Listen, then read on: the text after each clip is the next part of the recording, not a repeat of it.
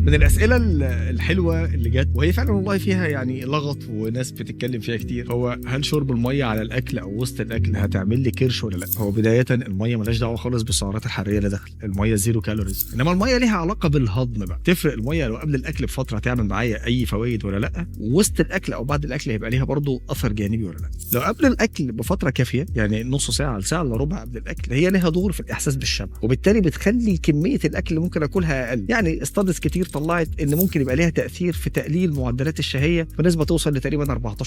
هي نسبه مش كبيره بس هي حاجه مش وحشه، احسن من ما فيش. بس ده يعني قبل الاكل بحوالي تقريبا 30 ل 20 دقيقه بتبدا تدي نتائج. مع الاكل او وسط الاكل هنا يبدا يتعب الناس اللي عندها اصلا ارتجاع، والناس اللي عندها عسر هضم بشكل متكرر. ده لما بيشرب ميه كتير وسط الاكل، وقلنا الكلام ده في حلقه من حلقات رمضان، بتبدا تعوم الاكل فوق وتقلل فرص الكونتاكت او الاحتكاك بتاعه مع الانزيمات الهضمه اللي موجوده عندي جوه المعده، ومعاها كمان الحمض المعدي، وبالتالي هضم الاكل هيكون ابطا. فرص ان يحصل عندي ارتجاع وتضغط عندي على الصمام بتاع المريء وترجع تاني الحمض المعدي للمريء بتبقى عاليه، وبالتالي تزود الفرص بتاعت عسر الهضم والامتلاء. بعد الاكل مباشره لا زال عندي برضه نفس المشكله. فيفضل ان انا لو انا من النوع اللي دايما وهو بياكل بيحتاج يشرب ميه جنبه، يشربها بشكل مقطع، مش لازم ياخد الازازه كلها مره واحده. لو كده ممكن يوزعها واحده واحده، سيبس صغيره ما بين الاكل لحد ما يخلص اكله خالص، وبعدين يبقى يشرب الميه اللي هو محتاجها. في حته مهمه هنا في الموضوع ممكن تكون ما جاتش في السؤال بس لازم نقولها بقى، المشروبات الغازيه. في ناس كتير قوي ما بتاكلش من غير ما يكون جنب منها المشروب الغازي بتاعها، ايا كان لونه ايا كان نوعه ايا كان شكله. هنا بقى ده واحده من اكبر مشاكل العادات الغذائيه. اولا فرص الاصابه عندي بعسر الهضم والارتجاع معاهم اعلى بكتير، برغم ان هو بيحس ان هو ارتاح. ليه؟ لان طبعا الغازات الموجوده عندي في المشروب الغازي خلته طلع هواء فحس لفتره ما بالارتياح، ولكن حضرتك انت الكوبايه اللي انت شربتها او علبه الكان اللي انت شربتها خدت منها كالوريز توصل اب تو 350 كيلو كالوريز غير الاكل اللي انت اكلته، وخدت سعرات حراريه عباره عن سكر بس. ودي نرجع تاني لمشاكل الشوجر رش والمشاكل المتكرره عندي اللي تسبب لي مع الوقت الانسولين ريزيستنس، وهو ده ممكن يكون احد اهم اسباب تكوين الكرش مع الوقت، لان انا هاخد سعرات حراريه كتير انا مش محتاجها، الجسم هيخزنها. وطبعا احنا كرجاله لما بنخزن فين؟ بنخزن في منطقه البطن، السيدات بتخزن في منطقه الارداف، فنحس مع الوقت عندنا بزياده الوزن. نجيب الموضوع بعد كده في الميه، والميه بريئه من الموضوع. افتكر دايما